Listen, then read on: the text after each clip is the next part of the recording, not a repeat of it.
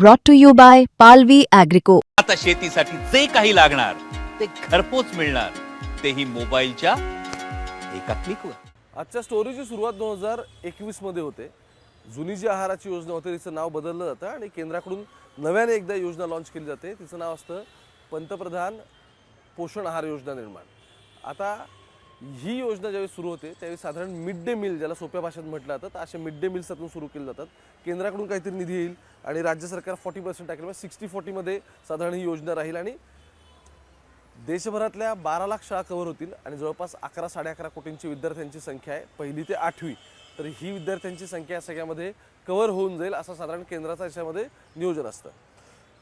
या संदर्भात जो आहार बनवायचा आहे तो कोण बनवणार, त्यानंतर त्याच्यासाठी लागणारं राशन असेल, मग ते खिचडीसाठी लागणारा तांदूळ, तर त्याच्यामध्ये टाकणाऱ्या सगळे जेवढे इन्ग्रेडियंट्स असतील ते, पालेभाज्या त्याच्यामध्ये किंवा दुसऱ्या कुठल्या भाज्या कट करून फ्लॉवर वगैरे असे वेगवेगळे मिक्सअप केलेले असतात खिचडीमध्ये, या भाज्या असतील किंवा त्यामध्ये असणारा वाटाणा. तर अशा सगळे कोण कुठून कुठलं राज्य घेणार या सगळ्याची नियमावली ठरते. आणि मग या सगळ्यासाठी लागणारं जे बेसिक इन्ग्रेडियंट्स आहेत ही खिचडी बनवण्यासाठीचे किंवा मिड डे मील आपण त्याला म्हणू, त्याच्यासाठी जे बेसिक इन्ग्रेडियंट्स आहेत त्याची साधारण क्वालिटी काय असली पाहिजे, समजा त्यामध्ये वाटाणा असेल त्यामध्ये किती मॉइश्चर असलं पाहिजे, काय नाही, अशा सगळ्या गोष्टी ठरतात. त्याची नियमावली राज्यांना फॉरवर्ड होते. आता इथून स्टोरीची दुसरी गोष्ट सुरू होते. जे महाराष्ट्र सरकार ही योजना राबवायला घेतं त्याच्यामध्ये इंटरेस्टिंग गोष्ट सापडते. आणि सगळ्यात महत्त्वाचं काय तर जवळपास या सगळ्यासाठी आपल्याकडे 2447 कोटींचं म्हणजे जवळपास 2450 कोटींचं टेंडर रिलीज होतं राज्यभरासाठी. आणि ते रिलीज झाल्यानंतर त्यामध्ये कशा पद्धतीने पैसे खाल्लेत किंवा कशा पद्धतीने या सगळ्यामध्ये पैसे खाण्यासाठी जागा कशी ठेवलीत आणि शब्दांचे खेळ करून हे सगळे लाटण्याचा कसा प्रयत्न केला आहे या गोष्टी तुम्हाला कळतील. आणि त्याचं कारणच असं आहे की ज्यावेळी अधिवेशनात ही लक्षवेधी लागली त्याच्या किती बातम्या आल्या मला माहीत नाही, पण ती लक्षवेधी ज्या कैलास पाटलांनी लावली त्यानंतर यातल्या आणखी डिटेल काढण्याचा प्रयत्न केला. आणि मग केंद्राने या सगळ्यामध्ये काय म्हटलं आहे, राज्य सरकारने बरोबर काय विषय केलेत, हे सगळं तुमच्या हळूहळू समोर येईल. नमस्कार, मी ओमकार, मुंबई तकमध्ये तुमचं स्वागत. आजची स्टोरी ही 2450 कोटींची टेंडरची, हिरव्यावरून हिरव्याचा वाटाणा पांढरा कसा झाला त्याची, आणि तिथून नुसताच एक वाटाणा शब्द दिलेला आहे. आणि मग त्या संदर्भातलं अमरावती असेल, सोलापूर असेल, इथल्या वेगवेगळ्या ठिकाणची टेंडरची प्रोसेस काढली, त्यामध्ये एक्झॅक्टली रेट काय ते मला कळलं. आणि या सगळ्याचे डॉक्युमेंट्स तुमच्यासमोर आणलेत. वन बाय वन समजून घेऊ. व्हिडिओच्या सुरुवातीला मी तुम्हाला योजनेचं नाव सांगितलं, मिड डे मील सुरू करण्यात आले, हेतू काय होता मी तुम्हाला सांगितलं, पण राज्य सरकारमध्ये पाणी कुठं मुरतं आहे हे तुम्हाला आता कळेल. राज्यामध्ये जवळपास 1ली ते 8वी यांचं या सगळ्यांना मध्यान्ह भोजन, ज्याला मिड डे मील आपण म्हणतो, हे सगळं दिलं जातं. राज्यात जवळपास 85,716 शाळा आहेत ज्यांना ह्याच्यामध्ये लाभ घेतला जातो. त्यातल्या शहरी भागातल्या किती आहेत, 7,039 शहरी भागातल्या शाळा आहेत. या शाळांना केंद्रीय स्वयंपाकगृहाअंतर्गत बचत गटामार्फत शिजवलेला ताजा आहार दिला जातो. आणि मग उरलेल्या ज्या 78,677 शाळा आहेत त्यांना मग व्यवस्थापन, त्याच्यामध्ये एक समिती केली त्यांनी, ती कमिटी ते सगळं बघते एक्झॅक्टली कुठून काय येणार काय नाही काय नाही. आणि मग ही योजना केंद्र पुरस्कृत आहे, अर्थात त्या ह्याच्याप्रमाणे सेंटर तुम्हाला 60% त्याच्यासाठी पैसे येणार आणि 40% तुम्ही टाकणार. आणि 25-26 म्हणजे 2025-26 या वर्षासाठी केंद्र व राज्याचा मिळून जवळपास 2447 कोटी इतक्या निधीची या योजनेसाठी तरतूद करण्यात आलेली आहे. आता महाराष्ट्रासाठीचा हा सगळा आकडा. आता या सगळ्याचं मग इंधन, गॅस लागेल, तुम्हाला भाजीपाला लागेल या सगळ्यामध्ये. तर साधारण या सगळ्याची रक्कम लागेल ती शाळा स्तरानुसार, ज्या शाळेची जेवढी रिक्वायरमेंट आहे, ज्या शाळेत जेवढे विद्यार्थी आहेत, तिथली बेंच म्हणजे तिथली विद्यार्थी संख्या जेवढी आहे, जेवढी खाणारी पोटं आहेत, साधारण त्यानुसार तेवढ्या गोष्टी प्रत्येक ठिकाणी जिल्हा परिषदांना मग त्यांनी वर्ग केल्या. आता हे वर्ग केल्यानंतर झालं का बघा. मूळ टेंडर काय होतं या सगळ्यातलं, मूळ टेंडरमध्ये असं सांगण्यात आलेलं आहे, म्हणजे केंद्र सरकारने ज्या गाईडलाईन्स दिल्या तिथून आपण मग टेंडरवरती येऊ आणि मग तुम्हाला कळेल की नक्की लफडं झालंय कुठं. आता या सगळ्यामध्ये पॅरामीटर्स डिसाईड केले. सेक्शन B7 मध्ये क्वालिटी स्पेसिफिकेशन्स दिले केंद्र सरकारने. त्यामध्ये शब्द वापरण्यात आलेला आहे ग्रीन पीस. ग्रीन पीस म्हणजे काय, हिरवा वाटाणा. ठीक आहे, यामध्ये क्लिअर लिहिलेलं आहे. आता हिरवा वाटाणा म्हणजे green peas will be one of the ingredient for the mid day meal. म्हणजे तुम्ही खिचडी असेल तर खिचडीमध्ये टाकणार आहे वन ऑफ द आहे. मग त्यावेळी त्यांनी लिहिलेलं आहे की green peas shall be dried grain. तो सुकवलेल्या स्वरूपामध्ये पाहिजे. तो जे आपल्याकडे फ्रोझन वगैरे असतात जिथे मटर आपल्याला मिळतो ते तसं नाही पाहिजे. ठीक आहे, तो ड्राईड ग्रेन पाहिजे. It shall be sound clean and sweet वगैरे असं त्यांनी मग ते लिहिलेलं आहे. आणि मग त्याचे वेगवेगळे स्पेसिफिकेशन आहेत आणि पॅरामीटर्स आहेत आणि लिमिट्स असे पुढे लिहिलेत. मग त्यामध्ये त्यांनी काही गोष्टी लिहिलेत की त्याच्यामध्ये त्याचं नॉट मोर दॅन 14% त्याच्यामध्ये मॉइश्चर पाहिजे, असं सगळं लिहिलं आहे. पण केंद्र सरकारने दिलेल्या याच्यामध्ये ग्रीन पीस असा क्लिअर उल्लेख आहे. आता हे झालं केंद्र सरकारचं. मग केंद्र सरकारने त्यामध्ये आणखी काय सांगितलं आहे की मग याचे जे काही सर्टिफिकेट्स असतील हे तुम्ही जिथून घेताय त्याच्यासाठीचं असेल की food and safety standard act जो आहे तो तिथे फॉलो केला गेला पाहिजे. 2006चा जो ॲक्ट आहे त्याच्यानुसार issued by the department of food and drugs administration or food safety standard authority of India यांच्याकडून कोणाकडून तरी जो काही माल घेतला जातोय तो यांच्या खाली ऑथोराईज झालेला पाहिजे की सर्टिफिकेशन पाहिजे.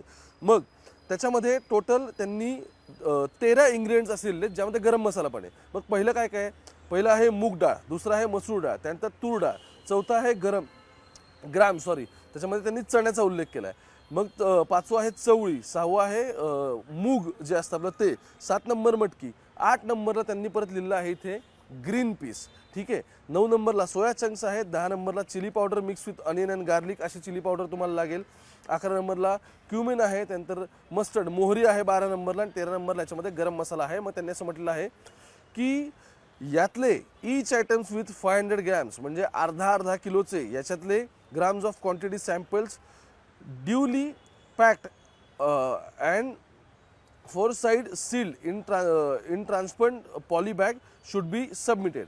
म्हणजे हे तुम्ही सीलपॅक ह्या पॉलीबॅगमध्ये करा आणि त्याचे सॅम्पल्स जे तुम्हाला सबमिट करायचे आहेत ते तुम्ही त्या राज्य सरकारची सगळी ह्या समिती असेल ज्या ज्या ठिकाणी लोकल लेवलला टेंडर होतात त्या ठिकाणी मग जिल्हा परिषद असेल तिथले CUचा जो फूड अँड सप्लायचा विभाग असेल त्यांनी घ्यावं. आता गंमत अशी आहे या सगळ्यामध्ये ग्रीन पीस जो आहे तो सबमिट पण तसाच झाला आहे. पण मग तुम्हाला मी आता 2 उदाहरणं देतो याच्यातली, अमरावती आणि सोलापूरची. अमरावती आणि सोलापूरमध्ये असं दिसलं की या सगळ्या संदर्भातल्या तक्रारी आल्या आणि हिरव्याच्या ऐवजी पांढरा वाटाणा ह्याच्यात दिला आलं होतं असं सगळं दिसलं. आता बघा टेंडरिंग हिरव्या वाटाण्याचं केलेलं आहे, टेंडरमध्ये क्लिअर ग्रीन पीस दिलेला आहे. ग्रीन पीस कसा असला पाहिजे काय नाही याच्यासाठी केंद्र सरकारने त्याचं किती मॉइश्चर असलं पाहिजे, तो कसा असला पाहिजे, तो ड्राईड फॉर्ममध्ये असला पाहिजे, या सगळ्यासाठी नोटिफिकेशन काढलं. ते केंद्र सरकारने योजना काढली, त्या योजनेमध्येच लिहिलं होतं जे मी तुम्हाला आता वाचून दाखवलं. ठीक आहे. आता सोलापूरमध्ये एक ॲग्रीमेंट झालं. त्या ॲग्रीमेंटमध्ये काय दिसलं, ज्याने ग्रीन पीस सबमिट केलं ठीक आहे त्याने टेंडरमध्ये सुद्धा ग्रीन पीस दिलेलं आहे. पण नंतर जेव्हा सगळ्याचं फायनलायझेशन करण्यात आलं त्यात फक्त वाटाणा असा उल्लेख करण्यात आला. काय केलं, फक्त वाटाणा. ठीक आहे. दिलेत पांढरे वाटाणे असा या सगळ्यामध्ये आता कैलास पाटलांनी पण आरोप केला आहे. वाटाणा उल्लेख करण्यात आला आणि त्या वाटाण्याची किंमत लावली आहे 134 रुपये किलो. मग सगळं लिहिलं, मूग डाळ 128 रुपये किलोने आहे, हरभरा 100 रुपये आहे, चवळी 120 रुपये आहे, मटकी 125 आहे, तिथं मूग डाळ दिली आहे ती, तूर डाळ 143 आणि मूग 120 रुपये लिहिलं आहे. आता हे आहे सोलापूरचं डॉक्युमेंट. यासोबत आहे माझ्याकडे आणखी एक अमरावतीचं डॉक्युमेंट. इथे सुद्धा 134 रुपयानेच वाटाणा देण्यात आलं आहे. जो ग्रीन पीस द्यायचा आहे त्या ग्रीन पीसच्या ऐवजी पांढरा वाटाणा पोरांना देण्यात आला. या संदर्भात जेव्हा तक्रारी आल्या तेव्हा तक्रारी आल्यानंतर मग त्याच्यावरती ही सगळी लक्षवेधी लागली. आणि मग त्यानंतर काय दिसलं या सगळ्यामध्ये की दादा भुसे शालेय मंत्री जे आत्ता सगळे आहेत, शालेय शिक्षण कॅबिनेट खाते त्यांच्याकडे, त्यांनी फक्त सोलापूर आणि अमरावती नाही तर त्यांनी थेट पत्र लिहिलं शिक्षण अधिकारी जे आहेत सगळे जिल्हा परिषदेचे ते पण, आणि प्लस शिक्षण संचालक प्राथमिक महाराष्ट्राचे यांना पण पत्र लिहिलं. आणि पत्रामध्ये सांगितलं की शालेय स्तरावरती पुरवठा करण्यात येणाऱ्या मालाबाबत तक्रारी प्राप्त आल्यात, विशेषतः हिरवा वाटाण्याच्या ऐवजी पांढरा वाटाणा दिला जातोय. तर प्राप्त झालेल्या तक्रारीच्या अनुषंगाने आपल्याला सांगण्यात येते की कार्यालयाद्वारे नियुक्त पुरवठेदार जे आहेत त्यांच्या संचालनालयाकडे जमा केलेल्या धान्याचे जे नमुने आहेत ते नमुने परत एकदा तुम्ही आधी जे दिलेले होते ते चेक करा आणि आता त्याच नमुन्यांमधलं म्हणजे ग्रीन पीसच्या ऐवजी ग्रीन पीस होते की नाही हे तुम्ही चेक करा. त्यानंतर या सगळ्याचे नमुने जे दिलेले होते ते अव्वल दर्जाचे दिलेले होते, परंतु मालाचा पुरवठा काहीतरी वेगळाच होतो असं दिसतंय तक्रारींच्यावरून. त्यामुळे आधी ज्या गोष्टी बंधनकारक आहेत त्याच होतात की नाही बघा. या संदर्भात थेट हे संपूर्ण पत्र लिहिलं आणि त्यानंतर हा धान्याचा माल व करारनाम्यातील अटी व शर्तीनुसार पुरवठा होतो की नाही या सगळ्याची खात्री आपल्या स्तरावरून करून घ्यायला सांगितलं. याचा अर्थ शालेय शिक्षण मंत्र्यांनाही माहीत नाही की पोरांना एक्झॅक्टली त्यांच्या ताटामध्ये काय वाढलं जात आहे आणि यासाठी त्यांनी आता या सगळ्या प्रकरणामध्ये चौकशी करण्याचे आदेश दिलेत. आता मुद्दा उभारतो दुसरा. माझ्याकडे सोलापूर आणि अमरावती दोन्हीची आहेत. ते म्हणतात की निविदा काढली आम्ही, हे सगळ्यासाठी टेंडरिंग केलं. जिल्हा परिषद म्हणते 2025 आणि चं टेंडरिंग केलं आणि 27पर्यंतचं साधारण हे सगळं टेंडर प्रोसेस आहे. मग ते म्हणतात की आम्ही त्यांचा करारनामा त्यांच्याकडून करून घेतलेला आहे. या करारनाम्यामध्ये त्यांनी जे काय दिलं त्यात त्यांनी फक्त वाटाणा असा उल्लेख केला आहे. केंद्राने सांगितलं ग्रीन पीस द्या. यांनी काय केलं, यांनी ग्रीन पीस लिहिलं, सॅम्पल्स पण ते सबमिट केले आणि इंटरेस्टिंगली देताना पांढरा वाटाणा दिला. आणि इथं समोर देताना मात्र फक्त वाटाणा असा शब्द दिला, पांढरा का हिरवा असं काहीच दिलं नाही. आणि त्यासोबत 134 रुपये दिले. आता तुम्ही मला सांगा, मी ज्या एरियात राहतो त्या एरियात समजा 134 रुपये किलोने हिरवा वाटाणा असेल असं आपण धरून चालू, पण तोच वाटाणा दुसऱ्या कोणत्या तरी एरियात मी गेल्यानंतर त्याची किंमत 2-3 रुपयाने कमी जास्त होईल. लेट्स कन्सिडर सोलापुरात जी प्राईस असेल तीच प्राईस अमरावतीमध्ये कशी काय लागेल? 2-3 रुपयांनी तर पुढे मागे होईल ना. म्हणजे आपल्याकडे साधं किराणा मालाचं दुकान जरी बनलं तरी प्राइजेस 2 ते 4 रुपयाने फरक पडतो. होलसेलवाल्याकडे आपण जर गेलो त्याकडे आणखी स्वस्त पडतो. आत्ता मी चौकशी केल्यानंतर कळलं पांढरा वाटाणा 50 आणि 60 रुपये किलोने मार्केटमध्ये मिळतोय. बरं, तो होलसेल घेतला तर आणखी कमी मिळू शकतो. आणि हिरवा वाटाणा हा 120 रुपयापर्यंत मिळतोय. तरी इथं नुसतं वाटाणा असं मेन्शन केलंय आणि सोलापूर आणि अमरावती असं दोन्हीकडे मिळून 134 रुपये किंमत लावली. म्हणजे गंमत अशी आहे की एक तर वाटाणा कोणता हे घ्यायचा हे स्पेसिफाय केल्यानंतर सुद्धा तुम्ही इथे याचं कोणतेही डिटेल्स मेन्शन नाही केले. दुसरं, पोरांना काही खायला घातलं तरी चालतं ह्या ॲटिट्यूडमुळेच हे सगळं झालेलं आहे. आणि तिसरं सगळ्यात महत्त्वाचं, सोलापूरमध्ये वाटाण्याची किंमत आणि अमरावतीमध्ये वाटाण्याची किंमत दोन्ही ठिकाणी ती सेम कशी काय असेल? काहीतरी तर फरक असेल. अशा पद्धतीने ह्या सगळ्या जिल्हा परिषदेची टेंडर फायनल झाली आणि पुढं काय झालं तर सगळीकडे 134 रुपयेच रेट लावण्यात आला. दोन्हींचे डॉक्युमेंट माझ्या हातात आहे. हा सगळा रेट तुम्ही बघा, सोलापूर करारनाम्याचा हा सगळा रेट आहे.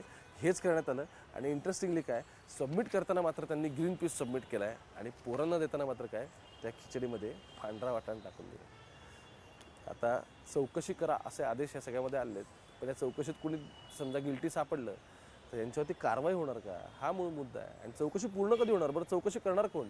समजा ह्या सगळ्यातले ज्याला म्हणतो आपण सिस्टीममध्ये की खालपासून वरपर्यंत सगळे एका रांगेत बसलेले असतात, असं असेल तर मग काय त्या चौकशी उपयोग राहिला ना. मुंबई तक बघत राहा. अशा सगळ्या वेगवेगळ्या गोष्टींसाठी आणि बातम्यांसाठी तुमच्यापर्यंत ज्या काही डिटेल्स असतील नसतील त्या सगळ्या पोचवत राहणार आहेत. फक्त इतकंच नाही, वाटाण्याचा रंग कसा बदलला आणि इतक्या 2450 कोटींचं टेंडर हे किती इझीमध्ये गेलं, गंमत आहे सगळी महाराष्ट्रात. मुंबई तक बघत राहा. कॅमेरापासून गोपाळ सोबत मी ओंकार थेट पुण्यावरून.